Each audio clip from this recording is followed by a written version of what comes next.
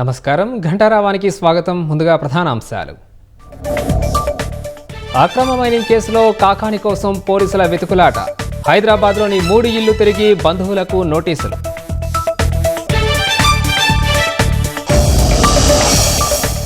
విశాఖను 5వ అతిపెద్ద ఆర్థిక నగరంగా మారుస్తామన్న లోకేష్. గతంలో తరలిపోయిన కంపెనీలు మళ్లీ వస్తున్నాయని వెల్లడి. అన్యమత దుస్తుల్లో తిరుమల వెళ్లేందుకు ఓ వ్యక్తి ప్రయత్నం. టోల్గేట్ వద్ద అదుపులోకి తీసుకున్న విజిలెన్స్ అధికారులు.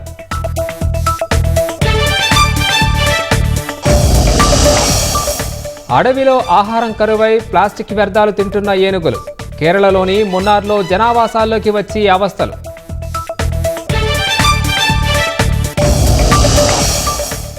ట్రంప్ బాంబు దాడుల హెచ్చరికలతో అప్రమత్తమైన ఇరాన్. క్షిపణులను లాంచ్ ప్యాడ్లపై మోహరించి యుద్ధానికి సిద్ధం.